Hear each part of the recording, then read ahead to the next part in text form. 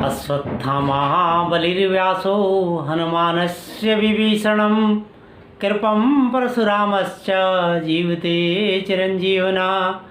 सप्तमे स्नेरनित्यं प्रातः श्रीमार्कण्डेयथाष्टं जीवितं वर्षसप्तं सर्ववाधिवर्जावते।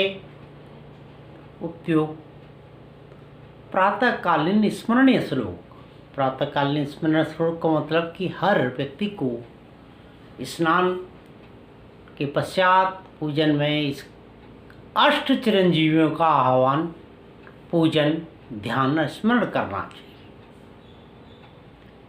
ये अष्टजीवी हैं।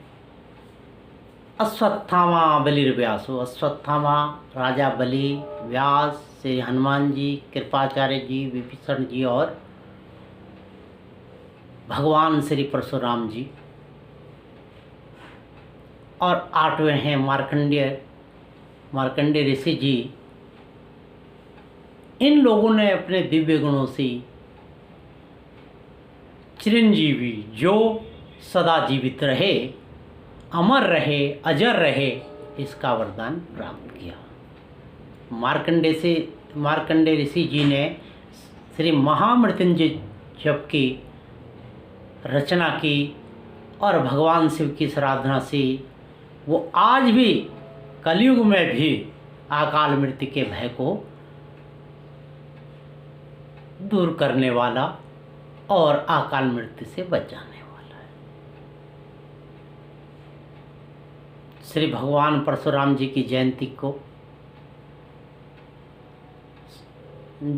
जयंती नहीं, जन्मोत्सव को, ये क्योंकि वो अमर हैं, सदा जीवित रहने वाले हैं, अतएव है जन्मोत्सव है।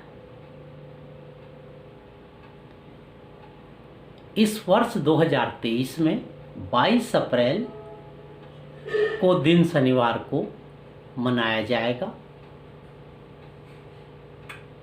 भगवान परशुराम जी का जन्म ऋषि जमदग्नि और माता रेणुका के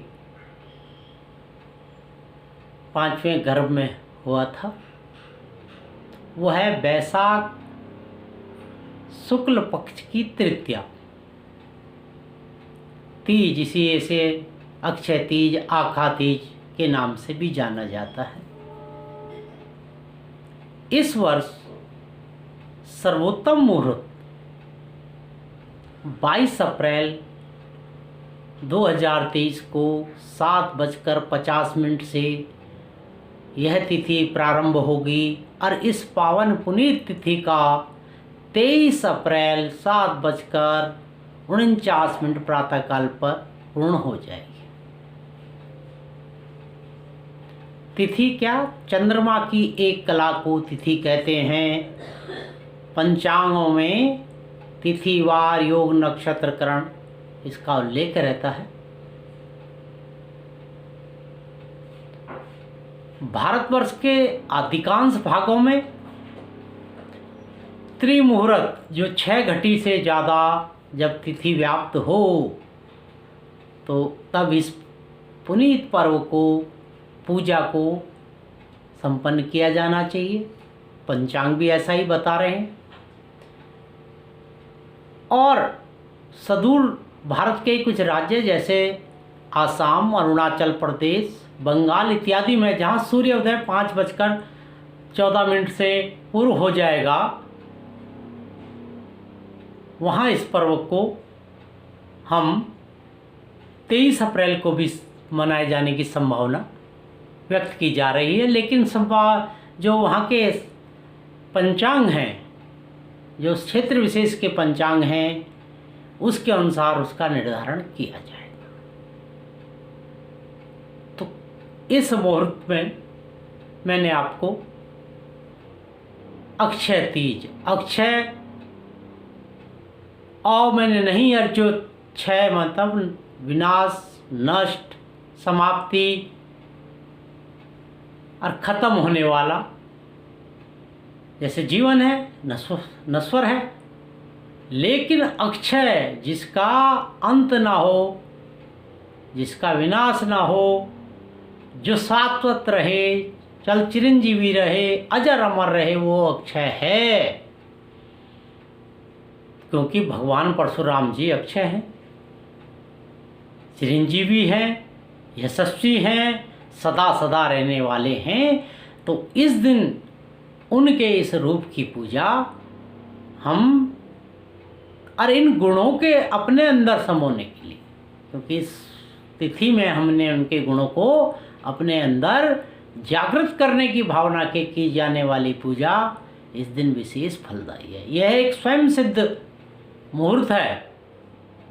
यह युगादि तिथि है। युगादि सतयुग और त्रेता युग के संधि काल में ही इसका प्रारंभ माना गया है।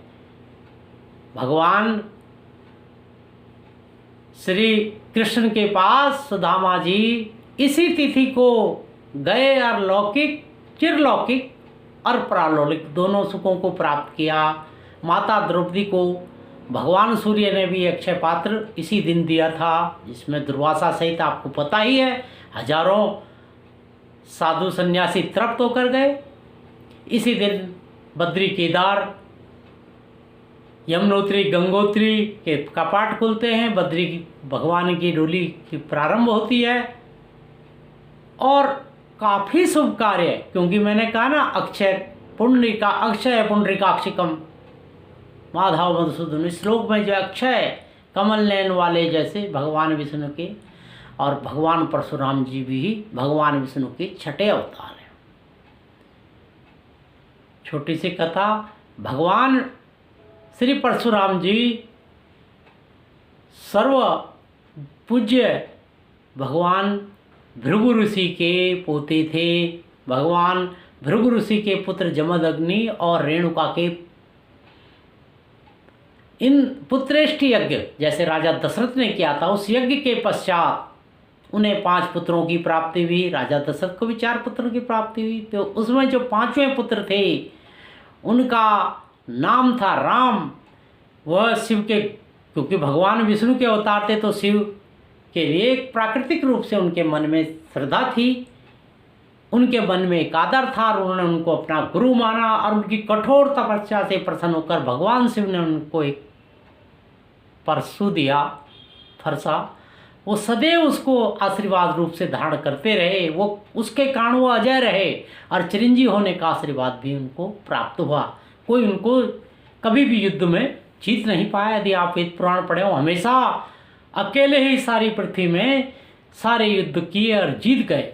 अंत में तो आपको पता है स्वयं विष्णु जी के, भगवान राम के कारण उन्होंने उनसे लेकर फिर वन में गए थे, वो एक अलग कहानी है। लेकिन भगवान परशुराम जी का नाम पहले राम था, फिर बाद में परशुराम हुआ।